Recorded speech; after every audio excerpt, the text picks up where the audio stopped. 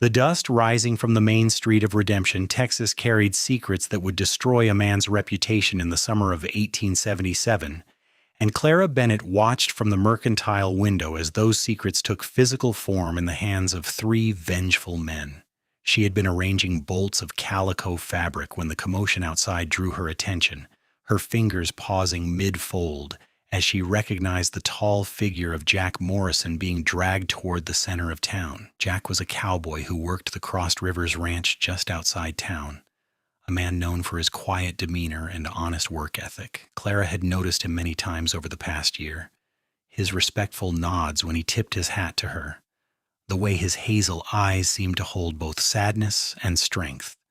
She had felt something stir in her chest whenever he came into the store to purchase supplies, though propriety had kept her from expressing anything beyond polite conversation. At 22, Clara had learned to guard her heart carefully in a town where gossip spread faster than wildfire. The three men hauling Jack toward the wooden platform in the town square were the Dalton brothers, known troublemakers who ran a competing ranch and had a reputation for underhanded dealings.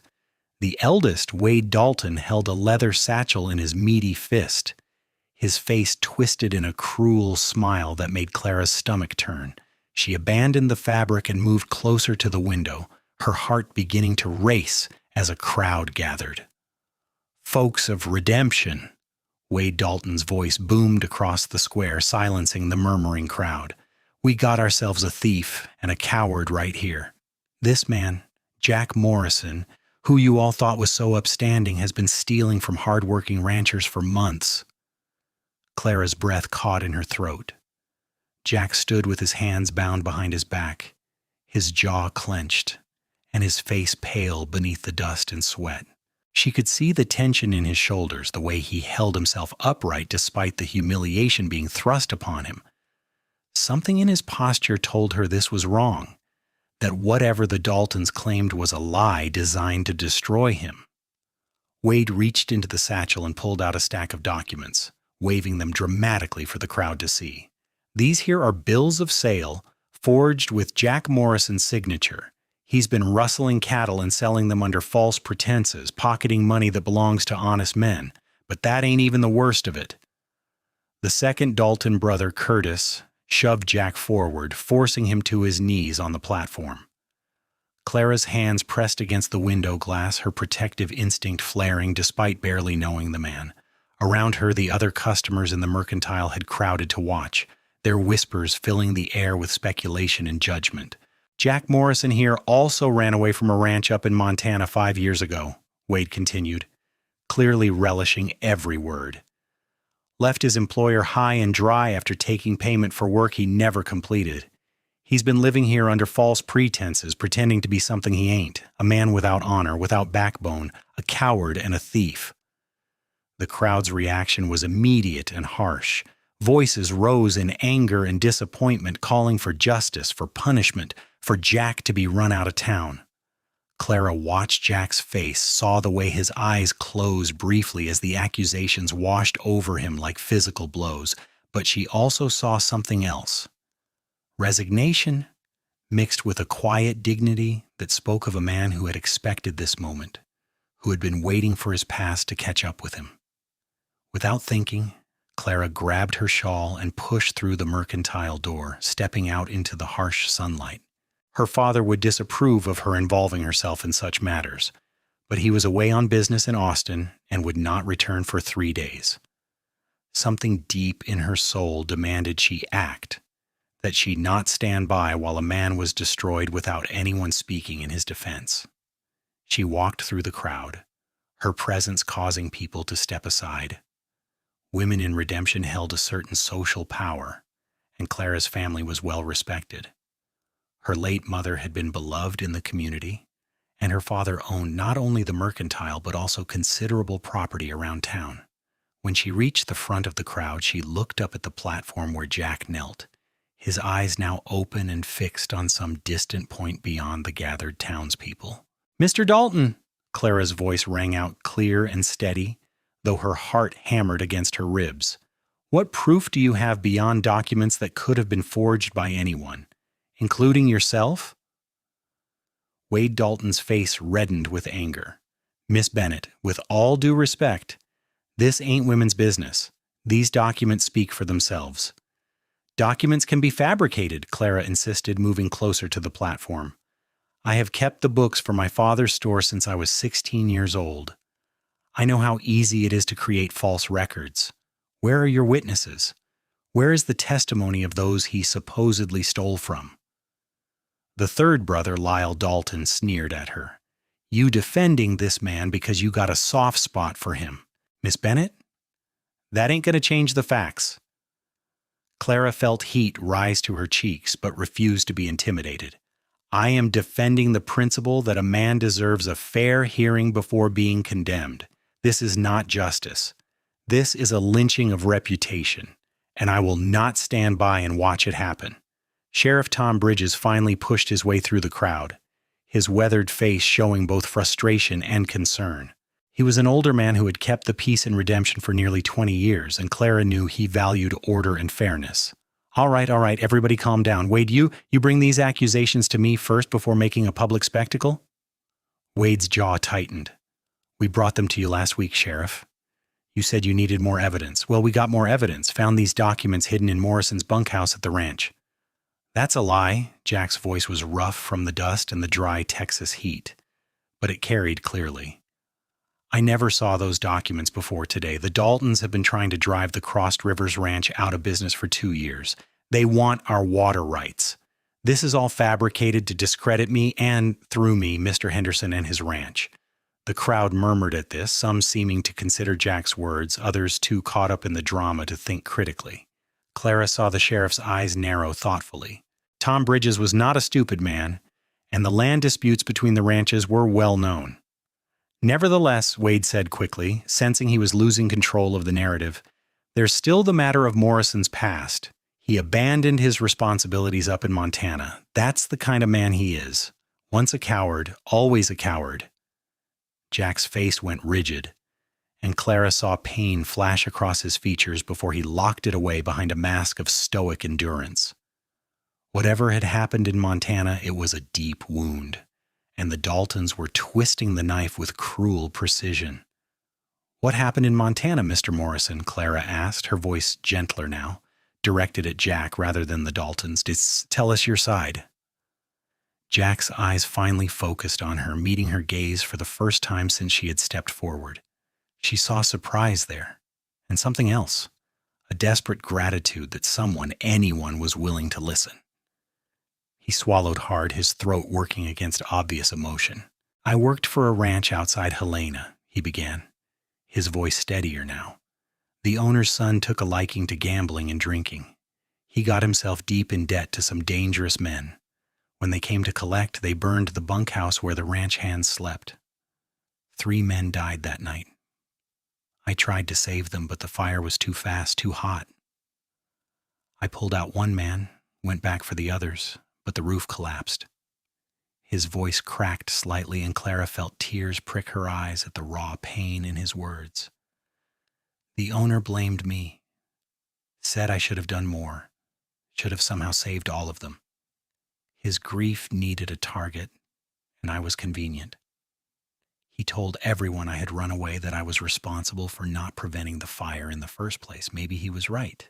Maybe I should have known something was coming, but I didn't start that fire. And I didn't run from my responsibilities. I left because staying meant being blamed for deaths I couldn't prevent. The crowd had gone silent, the righteous anger draining away as people processed this revelation. Clara felt her heart constrict with sympathy and something deeper, a recognition of the burden this man had been carrying alone. That's just his story, Wade interjected, but his voice had lost some of its conviction. Point is, he ran away then, and he'll run away now when things get difficult. That's the kind of man you're defending, Miss Bennett. Clara turned to face Wade Dalton directly, her blue eyes flashing with determination. The kind of man I see is one who has endured 5 years of guilt and grief, who came to redemption seeking a fresh start, who has worked honestly and quietly without causing trouble. The kind of man I see is one being persecuted by those who stand to gain from his downfall, and I will not be silent while this injustice occurs. The sheriff stepped forward, raising his hands. All right, enough. Jack Morrison, you are not under arrest, but you are required to remain in town while I investigate these allegations properly. Wade, Curtis, Lyle, you will surrender those documents to me for examination. If I find any evidence of forgery or false accusation, you will face charges yourselves. This matter is not settled, and it will not be settled by mob rule. Everyone disperse. The crowd began to break up, some people looking disappointed at being denied their spectacle, others thoughtful and troubled by what they had heard. The Daltons looked furious but could not defy the sheriff openly without facing consequences. They handed over the satchel with obvious reluctance and stalked away, Wade turning back to spit venomous words at Jack. This ain't over, Morrison. Your reputation is destroyed whether the sheriff finds proof or not. No one in this town will trust you again. Clara watched as the sheriff cut Jack's bonds and helped him to his feet.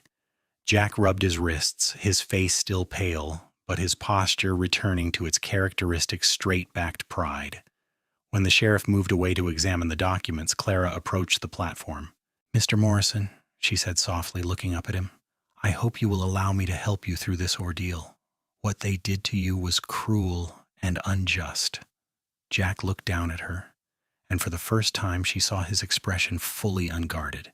Gratitude, confusion, and something tender all flickered across his face. Miss Bennett, you shouldn't have involved yourself. Your reputation could suffer by association with me. The town will talk. Let them talk, Clara replied firmly. I am not afraid of gossip, and I will not stand by when I see wrong being done.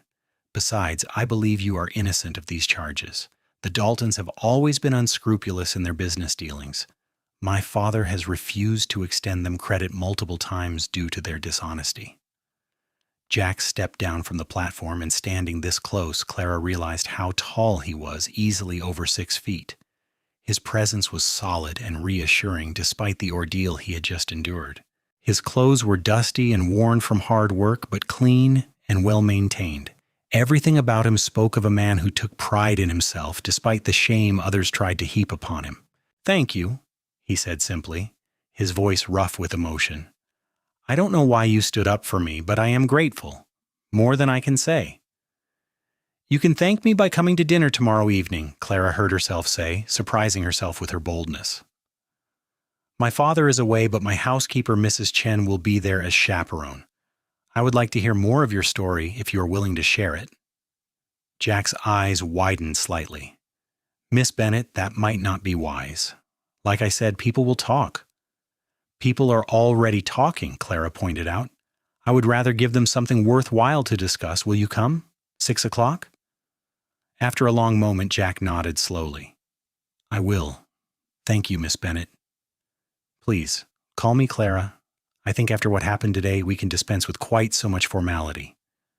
A hint of a smile touched Jack's lips, the first she had seen, and it transformed his face from merely handsome to genuinely captivating. Then you should call me Jack. I will see you tomorrow evening, Clara. She watched him walk away toward the livery stable, his stride steady despite the weight of public humiliation he carried. As she turned back to the mercantile, Clara saw several women watching her with expressions ranging from scandalized to curious. Mrs. Porter, the minister's wife, hurried over with concern written all over her plump face. Clara, dear, that was very bold of you. I understand your charitable impulses, but getting involved with that man's troubles could reflect poorly on your family. Mrs. Porter, Clara replied calmly, my mother taught me that standing up for what is right is more important than maintaining appearances. I believe Mr. Morrison is innocent, and I will not apologize for saying so publicly. She returned to the mercantile before Mrs. Porter could respond, her mind already racing ahead to the dinner tomorrow and to the investigation the sheriff would conduct. The rest of the day passed in a blur of customers and routine tasks, but Clara's thoughts kept returning to the image of Jack kneeling on that platform, enduring cruel accusations with quiet strength. That evening, after closing the store, Clara walked the short distance to her family's house on Maple Street, a comfortable 2-story structure her father had built when she was a child. Mrs. Chen, their housekeeper and cook, greeted her at the door with a knowing look. I heard about what happened in town, the older woman said in her accented but clear English. She had come to Texas from California 10 years ago, one of the few Chinese residents in Redemption, and had become like family to Clara and her father. You invite Cowboy to dinner? Clara nodded, removing her shawl and hanging it on the hook by the door. Yes, Jack Morrison. He was treated abominably today, and I want to understand the full truth of what happened. Will you help me prepare a proper meal? Mrs. Chen's weathered face creased in a smile. Of course. You have good heart like your mother. This man, he is honest. I believe so, Clara said.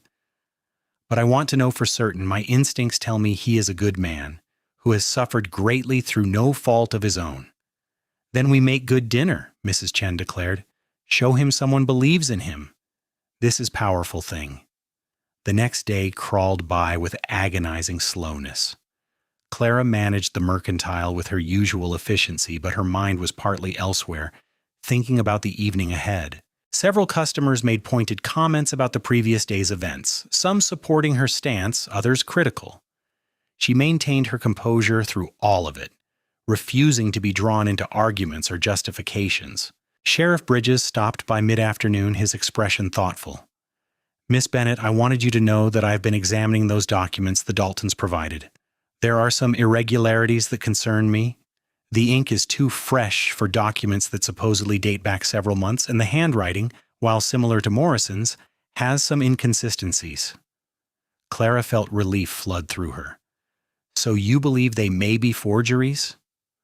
I am not prepared to say definitively yet, the sheriff cautioned, but I am suspicious. I have also sent a telegram to Montana to inquire about the fire Morrison mentioned. If his account is accurate, it will go a long way toward establishing his credibility. The Daltons, however, are claiming they have witnesses who saw Morrison with cattle that did not belong to him. Have you interviewed these witnesses? Clara asked. Not yet. I plan to do so tomorrow. I wanted to let you know because you made yourself part of this situation yesterday. I respect what you did, speaking up for fairness, but I also want you to be prepared for this to get more complicated before it gets resolved. Clara nodded. I understand, Sheriff. Thank you for telling me. After the sheriff left, Clara found herself both anxious and determined. She had committed herself to Jack's cause, and she would see it through regardless of the social consequences. As the afternoon wore on and closing time approached, her anticipation grew. She closed the mercantile promptly at 5 o'clock and hurried home to prepare. Mrs. Chen had already started cooking, and the house filled with the savory aromas of roasted chicken, fresh bread, and herb potatoes. Clara changed from her work dress into something more appropriate for dinner, choosing a modest blue gown that brought out the color of her eyes. She arranged her dark hair carefully, then caught herself primping more than usual and forced herself to stop. This was not a courtship dinner, she reminded herself firmly. This was about extending kindness to someone who needed it and learning the truth of his character. But even as she thought it, she could not deny the flutter in her stomach when she heard a knock at the door precisely at 6 o'clock. Mrs. Chen answered, and Clara heard Jack's deep voice thanking her politely as he was shown into the parlor. Clara took a steadying breath and descended the stairs, finding Jack standing by the window, freshly cleaned, and dressed in what were obviously his best clothes. His hair was still damp from washing, and he had shaved carefully. When he turned and saw her, his expression showed both nervousness and admiration. Clara, he said, then seemed to remember propriety. Miss Bennett, thank you for inviting me. Jack, she replied warmly, crossing to greet him. I'm glad you came. Please sit down. Dinner will be ready shortly. They sat in the parlor, and for a moment an awkward silence stretched between them. Then Jack spoke, his words careful and sincere. I want you to know that what you did yesterday meant more to me than I can properly express. No one has stood up for me like that since I left Montana. Most people hear accusations and assume guilt. You asked questions instead. Why? Clara considered her answer carefully. Because I have seen enough of life to know that the truth is rarely simple, and that sometimes the people who shout the loudest are trying to drown out facts that do not serve them. Also, because I have observed you for the past year since you came to town. You have always been respectful, honest in your dealings, and hardworking. Those things speak louder than the Daltons' accusations, Gabarid. You noticed me? Jack asked, surprise evident in his voice. Clara felt warmth rise to her cheeks but maintained eye contact. Yes, you are not easy to overlook, Jack Morrison. Before Jack could respond, Mrs. Chen announced that dinner was served. They moved to the dining room, where the table was set beautifully with Clara's mother's good china. As they ate, the initial awkwardness faded, and conversation began to flow more naturally.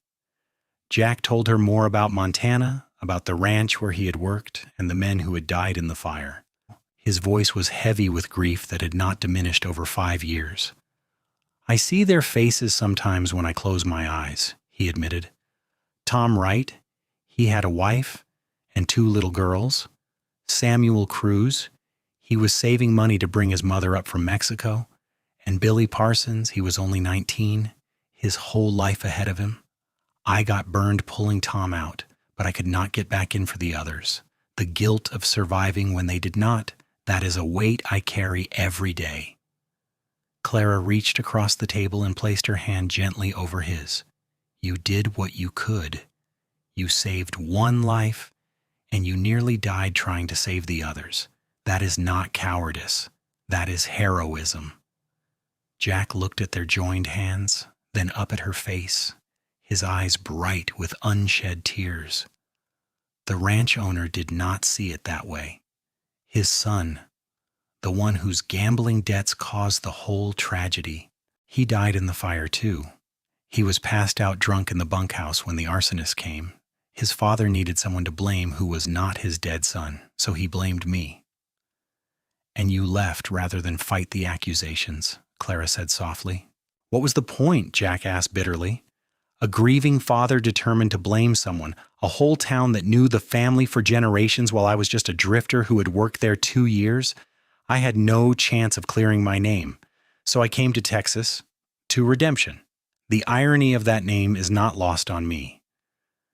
Perhaps it was not irony, but providence, Clara suggested. Perhaps you were meant to come here, to find redemption in truth. Jack's hand turned beneath hers, his fingers curling to gently hold hers. If that is true, then perhaps you were meant to be the instrument of that redemption.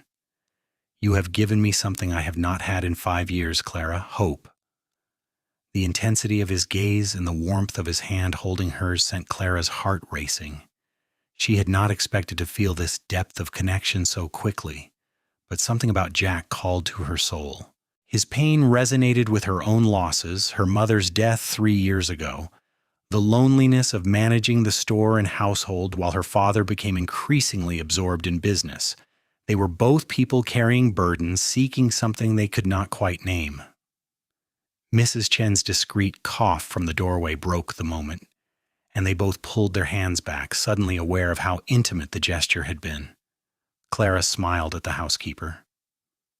Thank you, Mrs. Chen. The meal was wonderful. Dessert in parlor, Mrs. Chen announced, her eyes twinkling with amusement. I bring coffee too. They moved back to the parlor, and over coffee and apple pie, the conversation shifted to lighter topics. Jack told her about working cattle, about the vast Texas landscape he had come to love, about his hope of one day owning a small piece of land himself. Clara shared her own dreams, her desire to expand the mercantile's inventory, her love of reading, her memories of her mother. The evening passed far too quickly, and when the grandfather clock in the hall chimed 9, Jack reluctantly stood to leave. I've taken up too much of your time, he said. Thank you for this evening. It has been a long time since I felt like a human being worthy of kindness. Clara walked him to the door, not wanting the night to end, but knowing propriety demanded he leave. Jack, whatever happens with the sheriff's investigation, I want you to know that I will continue to support you. You are not alone in this anymore. Jack looked down at her, and in his eyes she saw emotions that mirrored her own confused feelings. Clara, I need to be honest with you. I am drawn to you in a way I have not experienced before, but I cannot in good conscience pursue anything while my name is under this cloud. It would not be fair to you. What if I am willing to take that risk? Clara asked, her boldness surprising her again.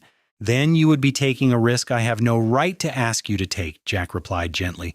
Let me clear my name first. Let me prove to you and to this town that I am a man of honor. Then, if you are still willing, I would very much like to call on you properly. Clara nodded, understanding his reasoning even as her heart protested the delay. Very well. But know that my opinion of you is already formed, and it is not dependent on the sheriff's findings or the town's gossip. Jack reached out and briefly touched her cheek, a gesture so tender it made Clara's breath catch. You are remarkable, Clara Bennett. I will do everything in my power to be worthy of your faith in me. After he left, Clara stood by the door for a long moment, her hand touching the spot on her cheek where his fingers had rested. Mrs. Chen came to stand beside her, a knowing smile on her face. That is good man, the housekeeper said simply. He has honor, he has pain, but he has good heart. Yes, Clara agreed softly. Yes, he does. The next few days were a trial for both Clara and Jack. The town buzzed with gossip about Clara's dinner invitation, about her bold defense of Jack, about what it all might mean. The Daltons made sure to spread their version of events far and wide, painting Jack as a dangerous criminal and Clara as a foolish woman blinded by inappropriate affection. Clara endured pointed comments and subtle shunning from some of the more prominent townswomen. Several customers took their business elsewhere, though others, to her surprise, increased their patronage specifically to show support. The town was dividing into camps, those who believed the Daltons and those who found the accusations suspicious. Jack, meanwhile, was suspended from his work at the Crossed Rivers Ranch while the investigation continued. His employer, Mr. Henderson, wanted to support him, but could not afford the appearance of harboring a potential criminal while his own business dealings were already under pressure from the Daltons' schemes. Jack took odd jobs around town, his presence a constant reminder of the controversy. Sheriff Bridges worked methodically through his investigation. He interviewed the witnesses the Daltons had produced, and his suspicions grew when their stories contradicted each other in significant ways. He examined the forged documents more closely and found clear evidence that they had been created recently, not months ago as claimed, and then, a week after the public humiliation, he received a telegram from Montana. Clara was in the Mercantile when Sheriff Bridges arrived, his face grave, but his eyes showing a hint of satisfaction. Several customers were present, including Mrs. Porter and two other prominent townswomen. The sheriff's timing was clearly deliberate. Miss Bennett, he said formally, I wanted to inform you of the results of my investigation into the charges against Jack Morrison. Clara's heart leaped, but she kept her voice steady. Yes, Sheriff? I have determined that the documents provided by the Dalton brothers were indeed forgeries, created within the past 2 weeks. I have also confirmed with authorities in Montana that Mr. Morrison's account of the fire at the ranch there is accurate. He was, in fact, commended by the local fire marshal for his bravery in attempting to rescue his fellow workers. The accusations made by the ranch owner were later recanted before the owner's death last year, though Mr. Morrison was not informed of this. Clara felt tears of relief and vindication sting her eyes. Around her, the other customers murmured in surprise and, she hoped, shame for having believed the Daltons' lies. Furthermore, the sheriff continued, raising his voice slightly, I have discovered that the Daltons themselves have been involved in cattle rustling, using a scheme where they would steal cattle and then frame others for the crime to deflect suspicion. They chose Mr. Morrison because his presence posed a threat to their plans to force Mr. Henderson into selling the Crossed Rivers Ranch. Warrants have been issued for the arrest of Wade Curtis and Lyle Dalton on charges of fraud, forgery, theft, and conspiracy. Where is Jack now? Clara asked immediately. Does he know? I am on my way to inform him, Sheriff Bridges replied. I thought you would want to know first, given your vocal support of him during this ordeal.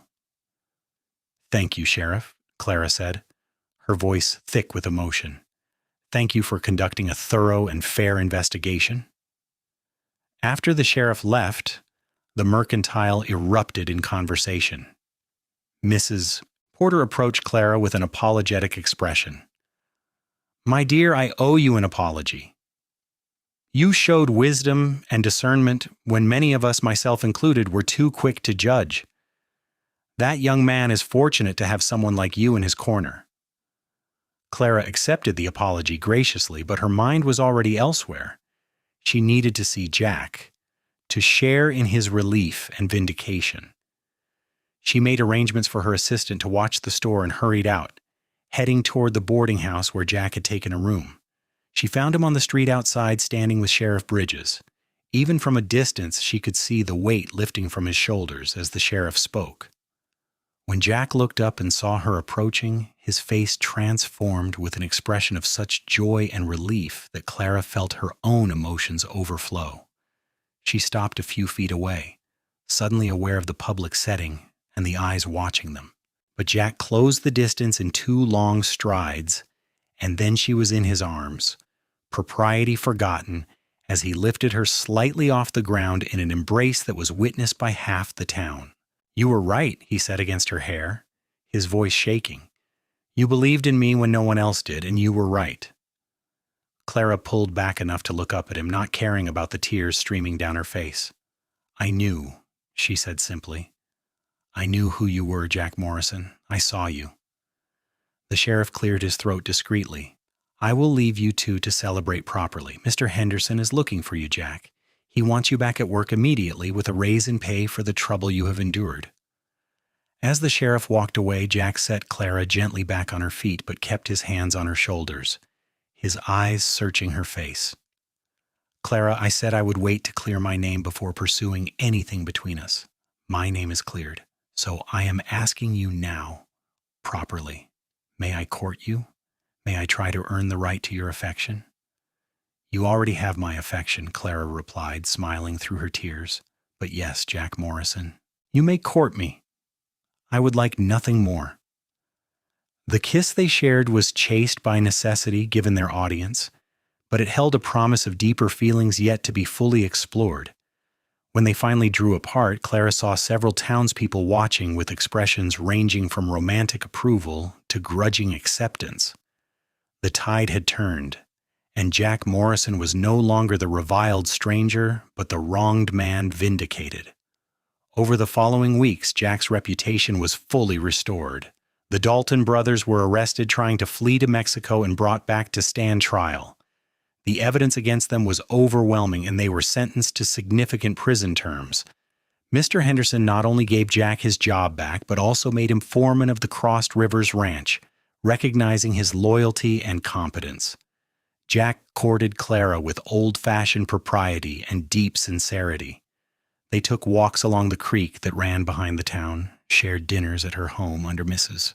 Chen's watchful but benevolent eye, and talked for hours about their hopes, dreams, and the future they were beginning to envision together.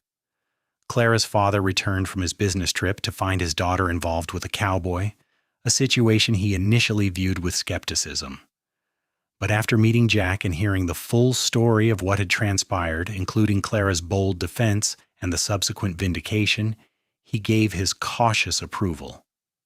"You have your mother's courage," he told Clara, "and her ability to see the truth of a person's character. If you believe in this man, then I will trust your judgment." 6 months after the day Jack's shame had been so cruelly and publicly exposed, he came to the Bennett house with a specific purpose. It was a cold evening in January 1878, and Clara sat in the parlor with her father and Mrs. Chen, working on needlepoint by lamplight. When Jack arrived, his nervousness was obvious despite his attempts to appear calm. Clara's father, reading the situation accurately, exchanged a glance with Mrs. Chen, and they both excused themselves with transparent pretexts, leaving Jack and Clara alone in the parlor. Jack paced for a moment, then stopped in front of where Clara sat, her needlepoint forgotten in her lap. "Clara, these past 6 months have been the happiest of my life. You stood beside me when I was at my lowest, when the entire town had turned against me based on lies. You saw who I truly was when I could barely remember that myself. You gave me back my hope, my sense of self-worth, my belief in the possibility of a good future." He dropped to one knee, pulling a small velvet box from his pocket. I know I'm just a ranch foreman without much to offer beyond hard work and devotion, but I love you, Clara Bennett. I love your courage, your compassion, your unwavering sense of justice. I love the way you make me want to be a better man every single day. Will you marry me? Will you let me spend the rest of my life proving that your faith in me was not misplaced? Clara set aside her needlepoint with trembling hands, tears already flowing freely. Jack, you have already proven yourself 100 times over. You are the strongest, most honorable man I have ever known. And yes, I will marry you. I will be proud to be your wife. The ring was simple, but beautiful. A gold band with a small diamond that caught the lamplight as Jack slipped it onto her finger. Then he rose and pulled her into his arms, kissing her with all the passion they had been carefully restraining during their courtship.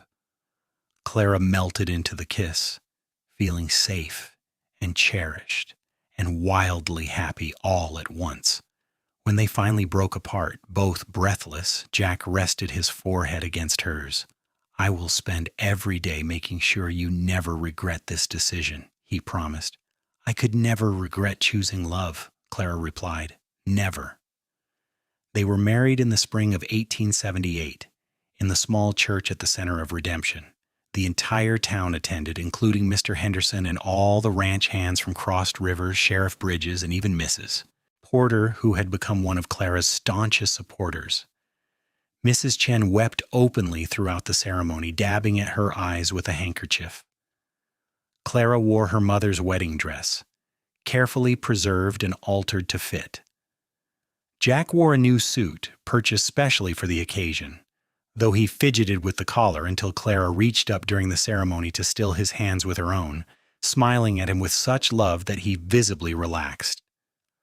When the minister pronounced them husband and wife, Jack kissed Clara with tender reverence, and the church erupted in applause. As they walked back down the aisle together, Clara caught sight of the empty pew where the Daltons would have sat had they not been in prison serving sentences for their crimes. She felt a moment of pity for them, for the bitterness and greed that had driven them to destroy an innocent man and that had ultimately destroyed themselves. But then Jack squeezed her hand, and she looked up at him, at the joy and peace in his face, and she thought only of the future they would build together. They had been tested before they had even truly begun, and they had emerged stronger for it. The reception was held at the town hall, with food and music and dancing that lasted well into the evening. Jack proved to be a surprisingly good dancer, sweeping Clara around the floor with confidence that made her laugh with delight. "Where did a cowboy learn to dance like this?" she teased. "My mother taught me before she died," Jack replied, his voice going soft with memory. "She said that a real man knows how to treat a lady properly, including dancing with her at their wedding.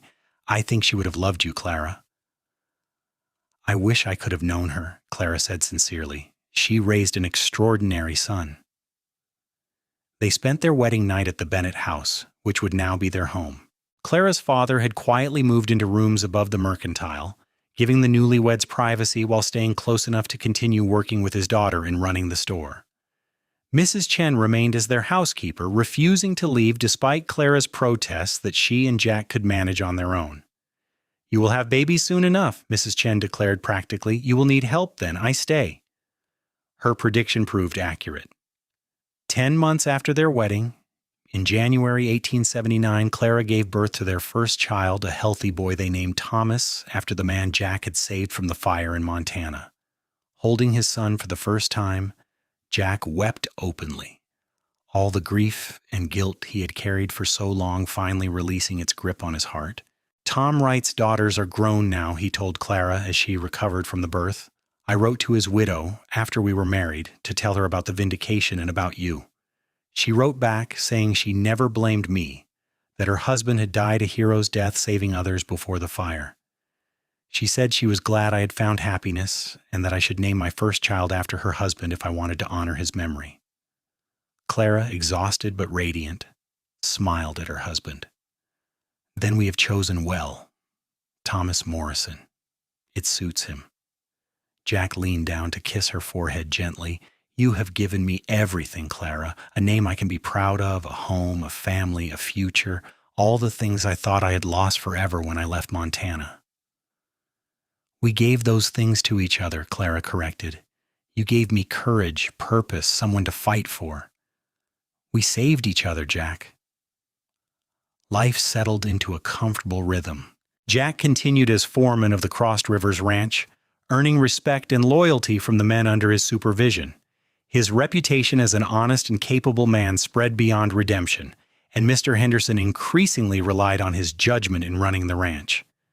There were quiet discussions about Jack eventually becoming a partner in the operation, though nothing was formalized yet.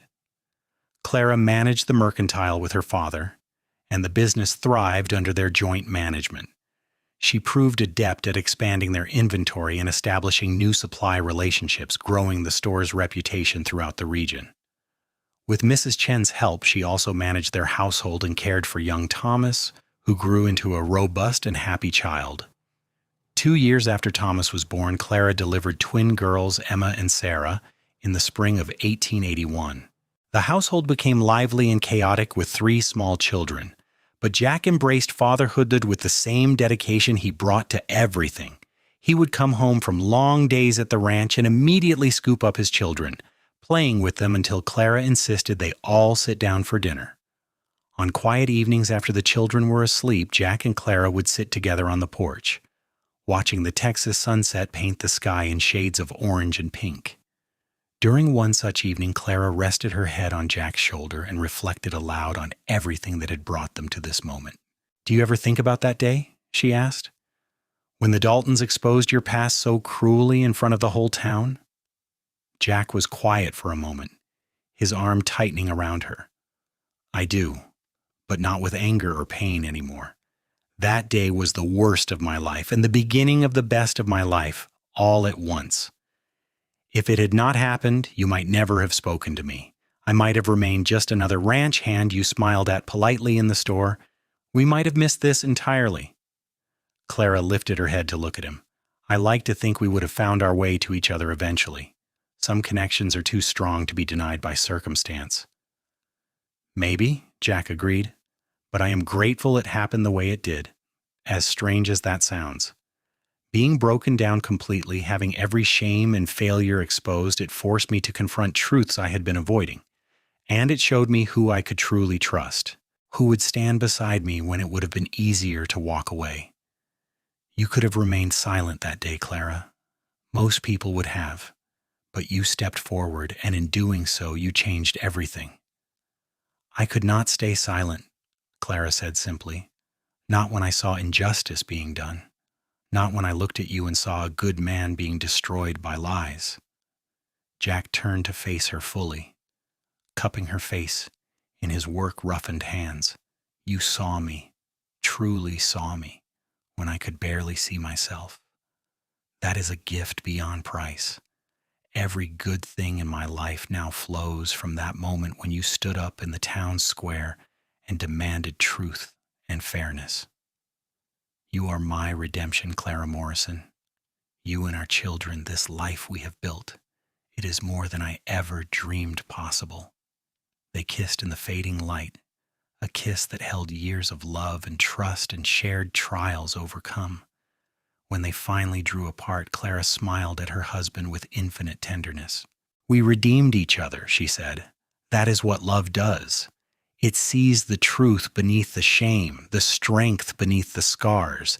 It stands beside you through the darkest moments and celebrates with you in the light. I am so grateful the Daltons' cruelty could not destroy you, Jack. I am so grateful you let me stand beside you." "Always," Jack promised. "From that day forward, you have been beside me and I beside you. That will never change." Years passed, and their family continued to grow. In 1883, they had another son, Samuel, named after the man who had died in the Montana fire. Jack made peace fully with his past, recognizing that he had done everything he could and that carrying guilt for things beyond his control served no purpose. The letters from Tom Wright's widow continued periodically, reporting on her daughters' lives and expressing continued gratitude that her husband had not died in vain. In 1885, Mr. Henderson made Jack a full partner in the Crossed Rivers Ranch, acknowledging that the operation's success was due in large part to Jack's management and vision. The financial security this brought allowed Jack to purchase additional land adjacent to the ranch, with plans to eventually establish his own small spread for his children to inherit. Clara's father retired from active management of the mercantile in 1886, turning the business over to Clara and Jack jointly. They renamed it Morrison General Store, honoring the family name that had once been a source of shame, but was now respected throughout the region. Mrs. Chen finally agreed to retire from heavy housework, though she remained living with them as a beloved member of the family, spoiling the grandchildren and dispensing wisdom. On their 10th wedding anniversary in the spring of 1888, Jack took Clara back to the town square where their story had truly begun. The platform where he had been forced to kneel in humiliation was long gone, replaced by a small park with benches and flowering trees. They sat together watching their children play nearby under Mrs. Chen's watchful eye. 10 years, Clara mused. It feels like both a lifetime and no time at all. The best 10 years of my life, Jack said. And they keep getting better. Thomas wants to work cattle like his father. The twins are already reading better than I could at twice their age. Samuel has your business sense. We have built something real and lasting, Clara, a family, a name that means something good, a future our children can be proud of. Clara leaned into him, content in a way that went bone deep.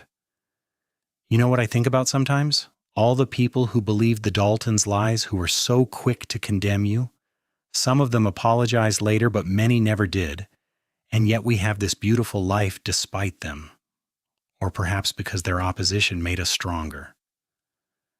Adversity reveals character, Jack said thoughtfully. Mine and yours. We were tested early before we even truly knew each other. That testing forged something unbreakable. I would not change anything about our story. Clara, not the pain, not the shame, not the struggle. It all led here, to this moment, to this life. And I would walk through fire again if it meant ending up beside you. Clara turned to kiss him, unconcerned with propriety or who might see. After 10 years of marriage, 4 children, countless trials and triumphs, she and Jack had earned the right to show their love openly. When she pulled back, she saw her entire world reflected in his eyes, past, present, and future, all woven together by the choice she had made a decade ago to stand up and speak truth when silence would have been easier. I love you, Jack Morrison, she said. Then, now, and always. You are my heart. And you are mine, Jack replied. My defender, my partner, my love. Thank you for seeing me when I was lost. Thank you for standing beside me when I was at my lowest. Thank you for building this life with me. Their children ran over then, Thomas calling for his father to settle a dispute, the twins wanting their mother to admire flowers they had picked, Samuel tugging on Jack's sleeve with questions about horses. The intimate moment dissolved into the beautiful chaos of family life, but the love underlying it all remained constant and sure. As they walked home together, children chattering around them, and the Texas sun warm on their faces, Clara reflected on the strange paths life could take. What had begun with cruel public humiliation had transformed into a love story that defined their lives. Jack's shame had been exposed by his enemies, intended to destroy him. But she had stood beside him through it all, and together they had built something those enemies could never touch or diminish. They had found redemption not despite the trials they faced, but because of them. The fire that was meant to burn Jack Morrison to ash had instead forged him into something stronger, something worthy of the love Clara freely gave. And she herself had been transformed from a shopkeeper's daughter into a woman who knew her own strength, who had learned that love meant standing firm when the world demanded you step away. That evening, after the children were in bed and the house was quiet, Jack and Clara stood together at their bedroom window, looking out over the town of Redemption. Lights glowed in windows, smoke rose from chimneys, and life continued its eternal rhythms. "Do you think our children will understand someday what we went through?" Clara asked quietly. "The importance of standing up for what is right, even when it costs you something?" "We will teach them," Jack said confidently. "Not by lecturing, but by living. They will see how we treat people, how we value honesty and courage, how we stand by those we love no matter what storms come. They will learn because we will show them every single day." Clara nodded, satisfied with this answer. Their story would become family legend, told and retold to children and grandchildren, a reminder that love and integrity could triumph over cruelty and lies, that standing beside someone through their darkest hour could lead to a lifetime of light. In the years that followed, the Morrison family continued to grow and thrive. Thomas eventually took over management of the family's portion of the Crossed Rivers Ranch, proving as capable as his father. Emma became a teacher, bringing education to the remote ranching communities around Redemption. Sarah married a lawyer and moved to San Antonio, but returned frequently with her own growing family. Samuel took over the Morrison General Store, expanding it into a regional supplier that served dozens of small towns. Jack and Clara grew old together, their love deepening with each passing year. They became the couple others looked to as an example of what marriage could be. A partnership built on mutual respect, unwavering support, and deep affection that time only strengthened. The story of how they met, of Clara's bold defense and Jack's vindication, became legendary in Redemption. On a warm evening in June 1910, now in their mid-50s, Jack and Clara sat together on the same porch where they had spent countless evenings over 3 decades of marriage. Their bodies showed the wear of hard work and the passage of time, but their eyes still lit up when they looked at each other, and their hands still found each other automatically whenever they sat together. 32 years, Clara said wonderingly. "We have been married 32 years, Jack Morrison. How did that happen?" "One day at a time," Jack replied, his voice still strong despite the silver in his hair. "One choice at a time to love each other, to stand together, to build this life. It was never complicated, Clara. You stood beside me when no one else would, and I have spent every day since trying to be worthy of that. That is our story. That is our life." Clara squeezed his hand, feeling the calluses and scars of decades of ranch work, remembering the first time he had held her hand across the dinner table on that evening so long ago when his world was falling apart. She remembered his quiet dignity in the face of cruel accusations, his vulnerability when he told her about the fire and the men who died, his tender proposal, the joy in his eyes when each of their children was born. "We had a good life," she said softly. "We are having a good life," Jack corrected gently. "Present tense, love. We have many years yet, many more sunsets to watch, many more grandchildren to spoil, many more moments like this to treasure." Clara smiled, leaning her head on his shoulder as the Texas sunset painted the sky in brilliant colors. He was right, of course. Their story was not over. It would continue for years more, filled with the same love, loyalty, and partnership that had defined it from the moment she chose to stand up in a dusty town square and defend a man she barely knew, a man who had become her entire world, a man whose shame had been publicly exposed by cruel enemies, but who had found redemption through her unwavering presence beside him.